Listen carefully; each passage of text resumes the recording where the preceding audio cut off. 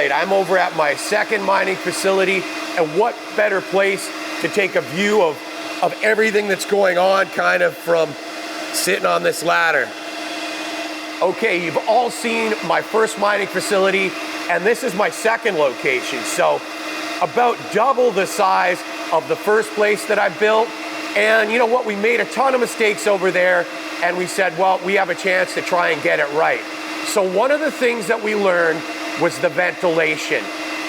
Like the first building, we used the AC Infinity, the 1600 CFM intake. So fresh air intake coming in, the similar style of filter system here. And instead of the one exhaust fan, we put in two 1600 CFM inline duct fans and independent 14-inch pipe up and out of the building. So what we learned is that our cool aisle in the other building was fine, but the room was not exhausting quick enough. So we doubled our exhaust here. And it worked for the most part until we got close to summer, and then everything kind of went to hell in a handbasket. And this is why you end up seeing these miners way up in the air, and we actually ran a couple circuits up here.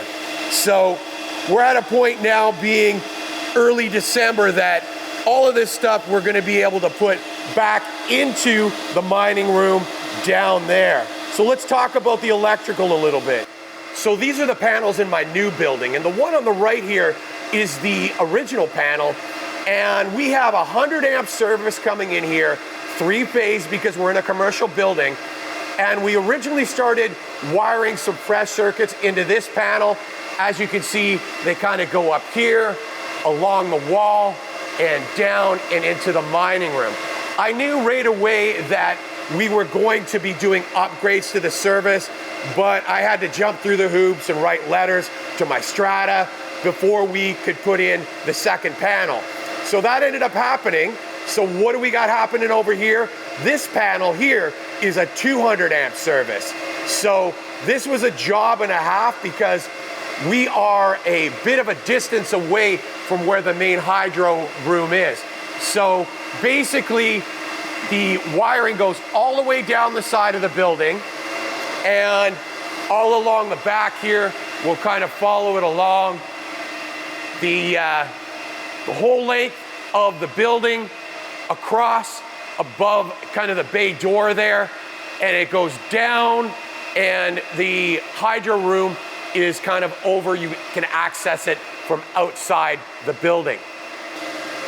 So when this panel was finally live, one of the first things that we wanted to do was put in a sub panel, so that if we wanted to add circuits to the mining room, we'd be a whole heck of a lot closer than having to run all of these cables like we did with the first panel. At the time, it made sense because we knew we had a second panel coming. So as you can see, we came out of the panel, up and across the top, over the mining room, and down onto the other side. And here we have our third panel, which is a sub panel. This just made a whole heck of a lot more sense. If we wanted to add circuits to the room, we only had to run wiring to this box here. So we've got 30 amp breakers in here with dedicated runs out and into the mining room. So if we want to add another circuit now, instead of going all the way back around the corner to one of the panels and the long run into the room, we just need to add a breaker here, put another hole in the wall, and we can add another circuit, and we're good to go. So we'll take a look at the electrical from inside the room here. And as you can see, we've got a number of circuits in here, and the ability to run a lot more miners than we are at this time. So similar to the other mining room, we have two vents coming in, 1600 CFM of pushing fresh air into this room. And to be honest, it's done a pretty good job keeping the cool aisle cool. And today, we're at about 29 degrees Celsius, and the hot aisle, we are about 35 degrees Celsius today, and you can see above, independent 14-inch run and out of the room and up and out of the building. And the same on this side, 14-inch run, 2 vents down and into a controller unit over here. So at the moment inside the mining room, I've got 10 full-size ASICs and tucked down below a few box miners. But as you guys can see outside the room, I've got another 5 full-size ASICs tucked in every nook and cranny. But given the temperature, we're about -2 outside right now, I'm gonna have everything into the mining room hopefully by the beginning of January here. And I also have a couple new miners coming. So that's the plan, is to kind of get things cleaned up outside the room, get everything inside here, and we are going to do our little cutouts, kind of the shape of the miners, so we can stop the air from coming from the hot side and going into our cool aisle.